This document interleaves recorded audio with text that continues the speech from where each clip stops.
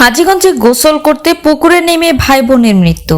মোহাম্মদ হাবিবুল্লাহ রিপোর্টে বিস্তারিত জানাচ্ছি আকলিম আক্তার। চাঁদপুরের হাজীগঞ্জে নিজ বাড়ির পুকুরে গোসল করতে নেমে পানিতে ডুবে ভাই ৬ বছর বয়সী মোহাম্মদ ওমর ফারুক ও বোন ৮ বছর বয়সী ফাইজারের করুণ মৃত্যু হয়েছে। শুক্রবার দুপুরে উপজেলার দ্বাদশ গ্রাম ইউনিয়নের ইসলামপুর কীর্তনখোলা গ্রামের বরবাড়িতে এ ঘটনা ঘটে। মারা যাওয়া শিশুরা ওই বাড়ির কামাল হোসেনের সন্তান। ওমর ফারুক কাপাইকাম সরকারি প্রাথমিক বিদ্যালয়ের প্রথম শ্রেণী ও ফাইজা স্থানীয় একটি মাদ্রাসার তৃতীয় শ্রেণীর শিক্ষার্থী। নিহতের বিষয়টি নিশ্চিত করেছেন ওই ওয়ার্ডের সাবেক ইউপি সদস্য মোহাম্মদ হেলাল উদ্দিন।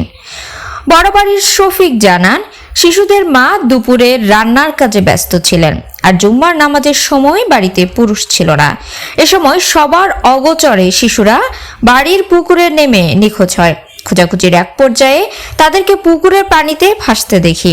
এ সময় পানি থেকে তুলে হাসপাতালে নেওয়া হলে কর্তব্যরত ডাক্তার ভাই বোনকে মৃত ঘোষণা করেন। নিহত ওমর ফারুক বিদ্যালয়ের প্রধান শিক্ষক ও তার বাবার বন্ধু তুহিন জানান, কামালের 2 সন্তানকে পুকুরের পানি থেকে তুলে উপজেলা স্বাস্থ্য কমপ্লেক্সে নিয়ে গেছে। এ খবর শুনে আমি হাসপাতালে এসেছি, দেখি চিকিৎসক তাদের দুজনকেই মৃত ঘোষণা করেন। উপজেলা স্বাস্থ্য ও পরিবার পরিকল্পনা কর্মকর্তা জানান, হাসপাতালে আসার অনেক আগেই শিশুরা মারা গেছে। হাজীগঞ্জ থানার অফিসার ইনচার্জ মোহাম্মদ আব্দুর রশিদ জানান, পানিতে ডুবে ভাই বোন মারা যাওয়ার খবর পেয়ে পুলিশ পাঠানো হয়েছে। পরবর্তীতে আইনানুগ ব্যবস্থা গ্রহণ করা হবে।